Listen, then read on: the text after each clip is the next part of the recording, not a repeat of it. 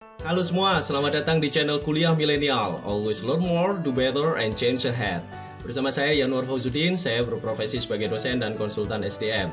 Oke, kali ini kita akan membahas tentang bagaimana cara merumuskan Key Performance Indicator atau yang sering kita singkat dengan KPI.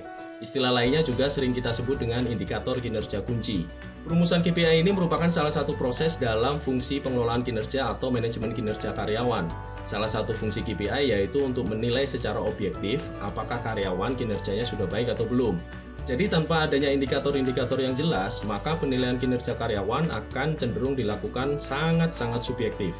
Tentunya kita tidak mau dong ketika kita sebagai karyawan sudah memberikan kinerja yang optimal, tetapi kinerja kita malah dinilai buruk hanya karena pimpinan tidak suka dengan kita secara pribadi. Selain itu, fungsi KPI ini digunakan oleh perusahaan untuk memonitor pencapaian kinerja karyawannya, yang nantinya akan berdampak langsung terhadap kinerja perusahaan. Segala bentuk tugas kerja yang dilakukan oleh karyawan itu pada prinsipnya adalah menjalankan pekerjaan perusahaan. Jadi, jika perusahaan ingin target-target tujuannya tercapai, maka perusahaan harus memastikan apakah target kerja yang dihasilkan oleh karyawannya sudah tercapai atau belum. Ilustrasi sederhananya begini, katakanlah tahun ini perusahaan menetapkan target yaitu mendapatkan 1.200 pelanggan. Dan kondisinya perusahaan memiliki 10 orang tenaga pemasaran. Nah, agar perusahaan mencapai target-target yang telah ditetapkan, maka perusahaan perlu menetapkan target bagi ke-10 orang tenaga pemasarannya, yaitu setiap tenaga pemasaran ditetapkan target untuk mendapatkan 10 orang pelanggan di tiap bulannya. Nah, di sini kita bisa lihat, misalkan ada 9 orang tenaga pemasaran yang mencapai target yang telah ditentukan, sedangkan 1 orang tenaga pemasaran lainnya tidak mencapai target yang telah ditentukan. Nah, secara akumulasi dalam 1 tahun, tentunya perusahaan tidak mencapai target yang telah ditentukan, yaitu untuk mendapatkan 1.200 orang pelanggan. Penting bagi perusahaan untuk memonitor pencapaian target kerja tenaga pemasarannya ini di tiap bulannya, karena hasil monitoring ini akan digunakan perusahaan sebagai bahan pengambilan keputusan untuk langkah-langkah strategis dalam usahanya mencapai target yang telah ditentukan sebelum masa pencapaian target berakhir. Bagi karyawan, pencapaian target-target kerja ini akan berdampak pada sejumlah insentif yang akan diterimanya. Insentif ini sering juga kita sebut dengan tunjangan kinerja. Jadi, jika seorang karyawan mencapai target yang telah ditentukan atau bahkan melebihi, maka karyawan yang bersangkutan akan mendapatkan sejumlah insentif sesuai dengan kebijakan perusahaan. Nah, untuk dapat memberikan penilaian kinerja karyawan yang objektif dan menentukan apakah target-target kerja karyawan itu sudah tercapai atau belum, maka diperlukan indikator-indikator yang mampu merepresentasikan kinerja karyawan sesuai dengan ruang lingkup tugas jabatannya. Saya tidak akan detail membahas mengenai teori ataupun konsep tentang manajemen kinerja dan penilaian kinerja karyawan, karena kali ini kita akan langsung membahas tentang bagaimana cara merumuskan indikator-indikatornya, yaitu yang tadi kita sebut dengan Key Performance Indicator atau KPI. Langsung saja kita mulai tutorialnya dan mari kita buka kelasnya. Learn more, do better, and change ahead. Kuliah Milenial, let's begin the class.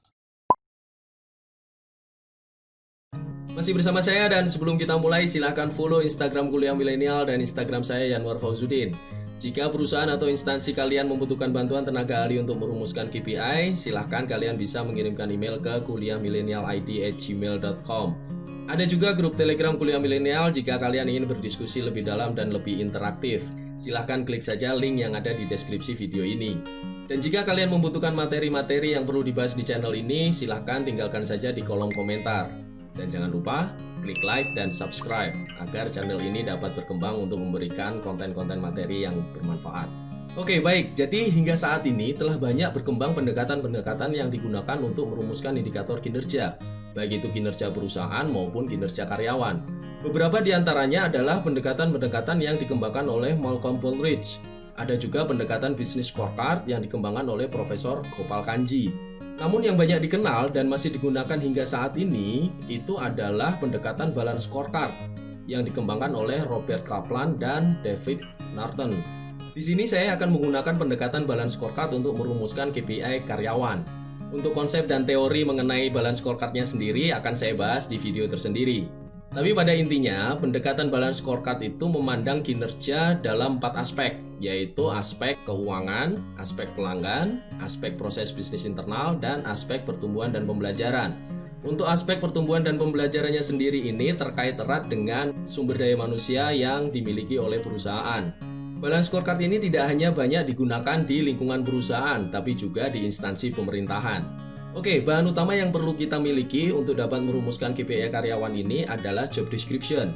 Dan di sini job description yang akan kita pakai adalah job description yang sudah kita buat di video sebelumnya. Jika kalian belum menontonnya, kalian bisa klik link yang ada di atas atau link yang sudah disematkan di deskripsi video ini. Selain job description, kita tentunya juga perlu bahan yaitu struktur organisasi. Oke, kita lihat terlebih dahulu struktur organisasi yang pernah kita buat sebagai bahan utama dalam menyusun job description di video sebelumnya.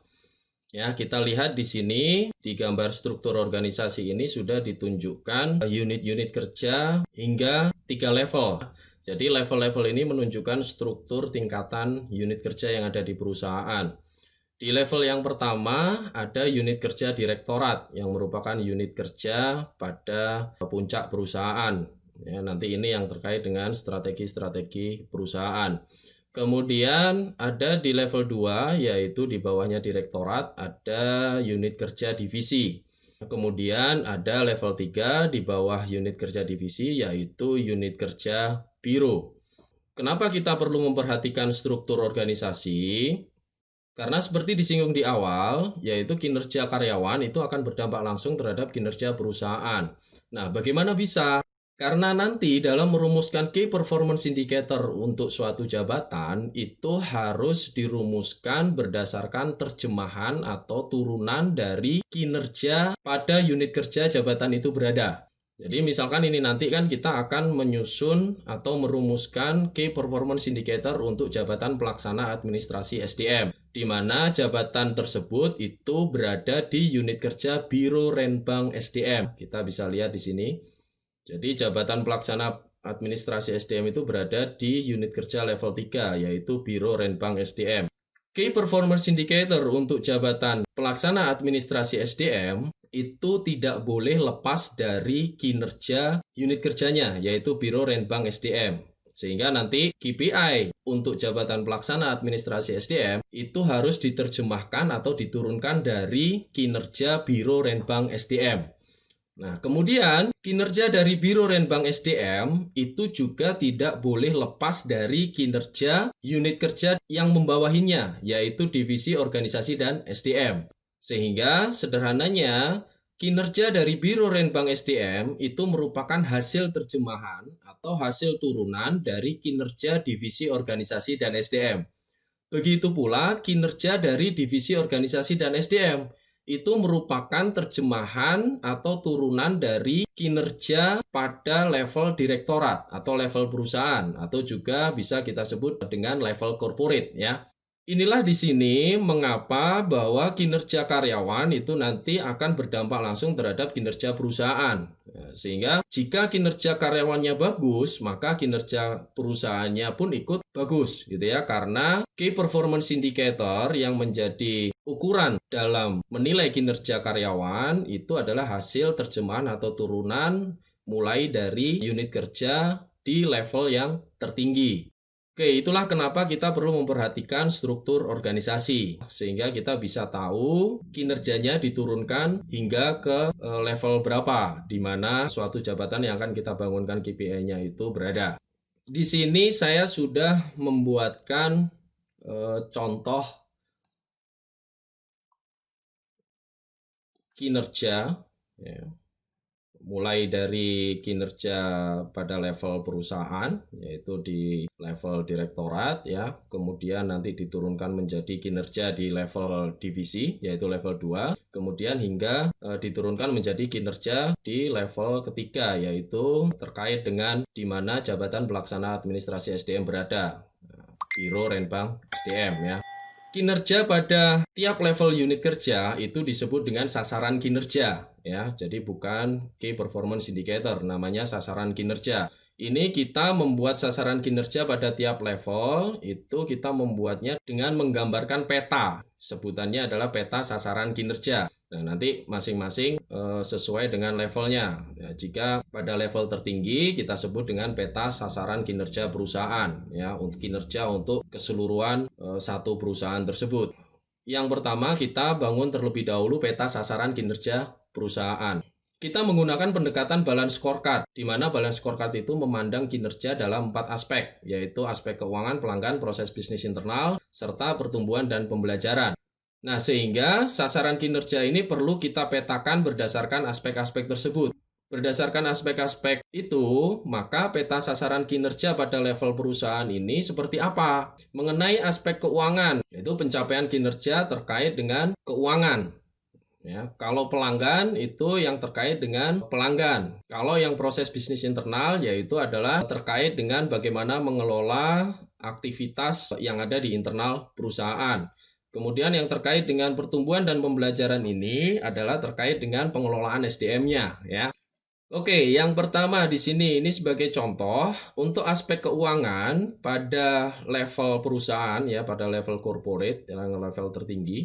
Sasaran kinerjanya di sini dicontohkan ada mengelola efisiensi biaya. Ya, jadi biaya yang dikeluarkan oleh perusahaan itu harus dikelola secara efisien. Nah, itu sasaran kinerjanya perusahaan. Kemudian meningkatkan pertumbuhan pendapatan. Jadi pendapatan yang dihasilkan tahun sebelumnya itu di tahun ini harus bertumbuh gitu ya, bertumbuh. Jadi tahun sebelumnya mendapatkan pendapatan sebesar 10M. Maka diharapkan di tahun berikutnya misalkan tumbuh sebesar 10%, yaitu 1M kan. Jadi tahun ini pendapatannya diharapkan sebesar 11M. Kemudian yang berikutnya ini meningkatkan nilai jangka panjang pemegang saham ya. Kenapa ini nilai jangka panjang pemegang saham ini terkait dengan aspek keuangan?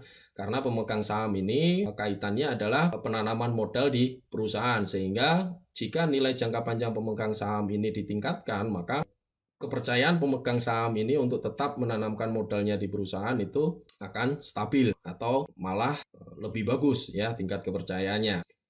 Oke, yang berikutnya ada aspek pelanggan. Aspek pelanggan ini adalah sasaran-sasaran kinerja yang terkait dengan pelanggan. Apa saja sasaran kinerja perusahaan yang terkait dengan pelanggan, yaitu mengenai kepuasan pelanggan, kemudian terkait dengan pasar. Nah, di sini sebagai contoh sudah ditentukan 3 sasaran kinerja untuk yang di level perusahaan, yaitu memelihara kepuasan pelanggan, mengembangkan pasar gitu ya, terus kemudian meningkatkan akuisisi pelanggan. Nah, kemudian aspek yang berikutnya yaitu proses bisnis internal. Nah, di sini yang dimaksud dengan proses bisnis internal yaitu adalah segala aktivitas yang dijalankan oleh perusahaan. Jadi proses bisnis di sini jangan digambarkan hanya proses produksi saja. Di dalam perusahaan itu banyak sekali proses bisnis atau aktivitas ya. Ada proses bisnis keuangan, ada proses bisnis pemasaran, ada proses bisnis pengelolaan SDM, ya, ada proses bisnis produksi itu sendiri gitu ya. Di sini sasaran kinerja perusahaan terkait proses bisnis internalnya secara global itu dicontohkan sasaran kinerjanya adalah mencapai operasional yang excellence. Jadi kegiatan operasional bisnisnya itu harus excellence. Kemudian menggerakkan permintaan melalui manajemen hubungan pelanggan. Nah, di sini ada kata-kata pelanggan, tapi kenapa masuk ke aspek proses bisnis internal gitu ya? Karena di sini yang menjadi fokus adalah proses dalam mengelola pelanggannya itu. Ya, jadi di sini kalau proses bisnisnya ini terkait dengan proses bisnis pemasaran. Di sini sasarannya adalah menggerakkan permintaan melalui manajemen hubungan pelanggan. Kemudian yang berikutnya, menciptakan pertumbuhan melalui inovasi. Jadi agar proses bisnisnya itu memiliki nilai tambah, perusahaan harus senantiasa melakukan inovasi-inovasi. Jadi ini merupakan sasaran kinerja perusahaan. Ini sebagai contoh untuk sasaran kinerja pada aspek proses bisnis internal di level perusahaan. Oke, yang berikutnya aspek pertumbuhan dan pembelajaran. Ini terkait dengan pengelolaan SDM ya. Di sini ada sasaran kinerjanya yaitu sebagai contoh mengembangkan kepuasan karyawan. Disinggung bahwa aspek pertumbuhan dan pembelajaran ini terkait dengan pengelolaan SDM. Nah, di sini untuk sasaran kinerja perusahaannya yaitu mengembangkan kepuasan karyawan, kemudian mengembangkan produktivitas karyawan, kemudian menyempurnakan sistem evaluasi kinerja. Jadi ini merupakan sasaran-sasaran kinerja pada level perusahaan yang terkait dengan aspek pertumbuhan dan pembelajaran. Nah, ini kita sebagai contoh. Jadi untuk menentukan sasaran kinerja di setiap level unit kerja, itu jangan terlalu sedikit dan jangan terlalu banyak. Ya, kita ambil sasaran kinerja yang kunci-kunci saja, yaitu antara 5 sampai 10 sasaran kinerja. Dan sasaran kinerja tersebut, kalau kita menggunakan pendekatan balance scorecard, itu harus didistribusikan merata di setiap aspek.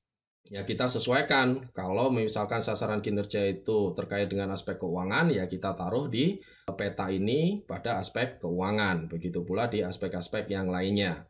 Oke, selanjutnya sasaran kinerja perusahaan ini akan diturunkan menjadi sasaran kinerja di level yang berikutnya.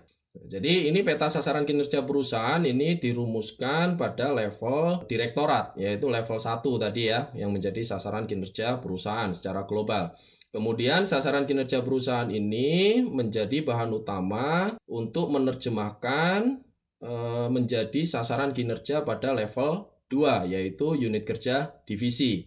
Nah, karena nanti kita akan menyusun Key Performance Indicator untuk jabatan pelaksana administrasi SDM, di mana jabatan tersebut berada di unit kerja Biro Renbank SDM, dan kemudian Biro Renbank SDM itu di bawah divisi organisasi dan SDM, maka kita di sini akan menurunkan sasaran kinerja perusahaan ini menjadi sasaran kinerja divisi organisasi dan SDM. Bagaimana cara menerjemahkan atau menurunkannya? Nah, di sini kita lihat di sasaran kinerja perusahaan ini yang terkait dengan aktivitas pada divisi organisasi dan SDM itu yang mana? Apakah sasaran kinerja ini memelihara kepuasan pelanggan?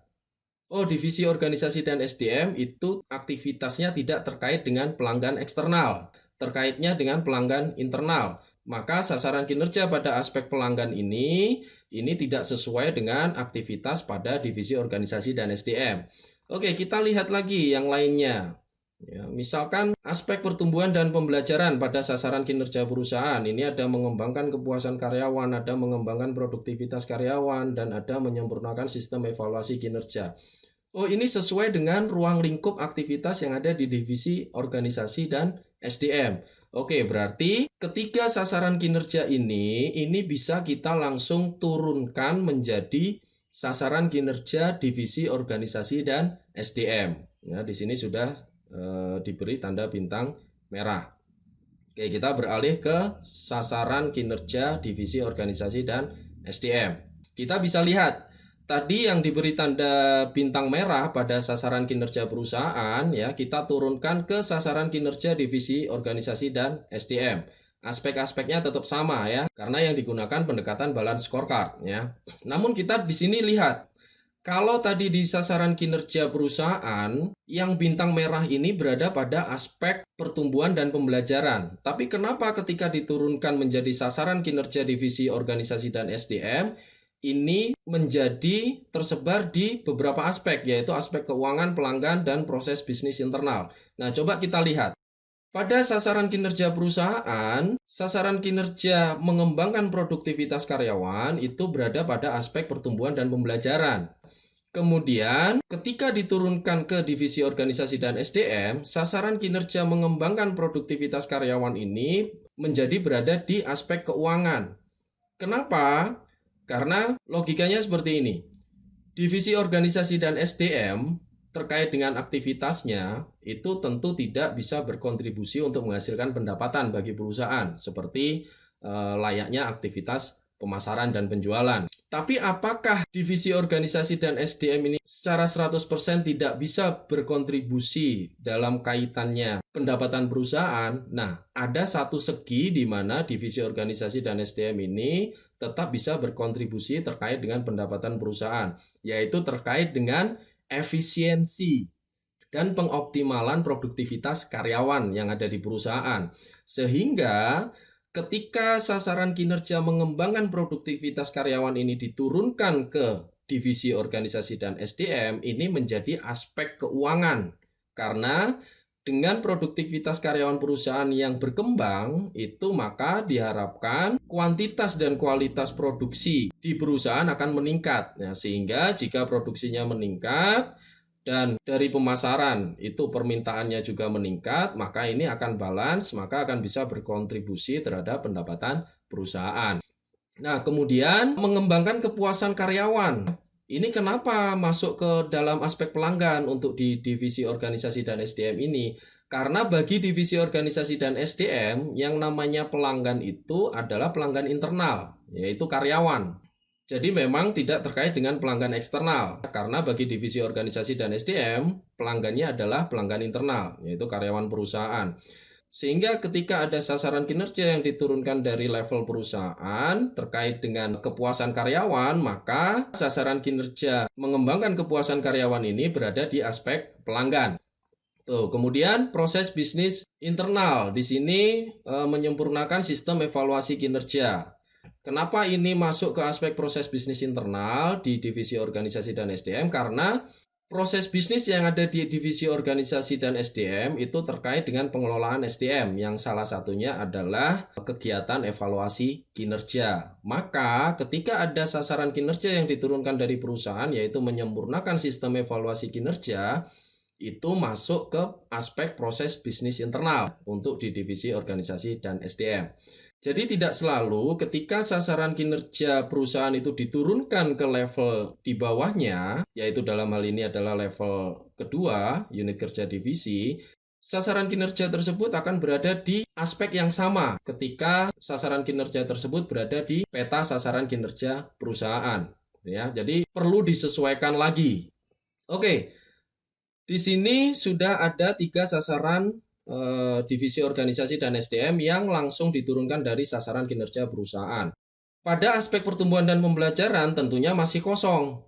Di pendekatan balance scorecard, semua aspek harus terisi karena akan saling terkait. Maka divisi organisasi dan SDM ini membangun sendiri sasaran kinerja untuk aspek pertumbuhan dan pembelajaran. Nah, ini caranya membangun disesuaikan dengan ruang lingkup aktivitas yang dijalankan di divisi organisasi dan SDM.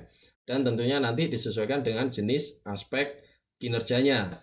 Nah, kemudian untuk aspek-aspek yang lain, itu juga ditambahkan sasaran kinerjanya yang dibangun sendiri dengan memperhatikan ruang lingkup aktivitas pada divisi organisasi dan SDM. Nah, di sini untuk contoh, pada aspek keuangan, divisi organisasi dan SDM ini menetapkan sasaran kinerja yaitu mengelola biaya karyawan secara efisien. Ya, kemudian di aspek pelanggan tidak ada tambahan. Kemudian di aspek proses bisnis internal ini ada 2 tambahan yaitu menerapkan sistem rekrutmen berbasis kompetensi. Jadi selain proses bisnisnya itu terkait dengan evaluasi kinerja juga terkait dengan rekrutmen. Kemudian ada juga proses bisnis yang terkait dengan pelatihan ya. Jadi di sini ditentukan sasaran kinerjanya menerapkan pola pelatihan berkelanjutan. Kemudian di aspek pertumbuhan dan pembelajaran itu ada 2 ya, dibangun ada 2 yang terkait dengan kompetensi sama lingkungan kerja. Di sini ada 2 rumusan sasaran kinerja untuk divisi organisasi dan SDM. Jadi tetap sama dalam menentukan sasaran kinerja, jangan terlalu sedikit, jangan terlalu banyak. Jadi kalau misalkan tadi yang diturunkan dari sasaran kinerja perusahaan hanya 3, nah kita tambahi. Ya, minimal hingga 5 sasaran kinerja dan maksimalnya kurang lebihnya adalah 10 sasaran kinerja. Kemudian kalau sudah mendapatkan peta sasaran kinerja pada divisi organisasi dan SDM, maka sasaran kinerja pada divisi organisasi dan SDM ini kita terjemahkan dan kita turunkan menjadi sasaran kinerja untuk Biro Renbang SDM, yaitu unit kerja yang ada di bawah divisi organisasi dan SDM. Oke, caranya bagaimana? Caranya itu sama seperti tadi menurunkan atau menerjemahkan sasaran kinerja perusahaan menjadi sasaran kinerja divisi organisasi dan SDM. Nah, kita lihat dulu ruang lingkup aktivitas yang ada di Biro Renbang SDM. Kemudian kita cocokkan dengan sasaran kinerja yang ada di divisi organisasi dan SDM. Mana yang sesuai dengan aktivitas di Biro Renbang SDM? Misalkan di sini sudah diberikan tanda bintang yang warna ungu. Ini ada beberapa yang sesuai dengan ruang lingkup aktivitas di Biro Renbang SDM. Ini kita turunkan langsung ke sasaran kinerja Biro Renbang SDM menjadi seperti ini. Nah, ini ada tanda bintang yang berwarna ungu. Ini merupakan sasaran kinerja Biro Renbang SDM yang dari hasil turunan pada divisi organisasi dan SDM. Kemudian ternyata juga ada sasaran kinerja di divisi organisasi SDM yang berasal dari sasaran kinerja perusahaan yang dapat diturunkan hingga ke sasaran kinerja Biro Perencanaan dan Pengembangan SDM. Yaitu ini yang bertanda bintang merah ya. Jadi sasaran kinerja yang berbintang merah ini merupakan hasil turunan dari sasaran kinerja perusahaan yang diturunkan ke divisi organisasi dan SDM dan diturunkan juga ke Biro Renbang SDM. Kemudian di sini karena aktivitas atau ruang lingkupnya Biro Renbang SDM ini tidak jauh dari divisi organisasi dan SDM, maka di sini kita bisa lihat sasaran kinerjanya itu tidak berubah tempat aspeknya. Misalkan ini menerapkan sistem rekrutmen berbasis kompetensi. Nah, ini merupakan proses bisnis yang ada di Biro Renbang SDM. Nah, sehingga tetap pada aspek proses bisnis internal. Jadi ini sama meletakkannya, itu prinsipnya sama seperti tadi menerjemahkan atau menurunkan sasaran kinerja di divisi organisasi dan SDM. Oke, kemudian pada aspek pelanggan masih kosong, jadi perlu dirumuskan untuk sasaran kinerja di aspek pelanggan. Yaitu di sini sebagai contoh ditentukan meningkatkan dan memelihara kepuasan dalam layanan SDM.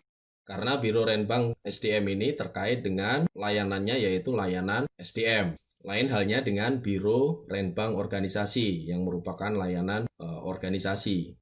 Oke, jadi inilah kita sudah mendapatkan peta sasaran kinerja untuk Biro Renbang SDM. Peta sasaran ini akan kita gunakan sebagai bahan untuk merumuskan Key Performance Indicator jabatan yang ada di Biro Renbang SDM.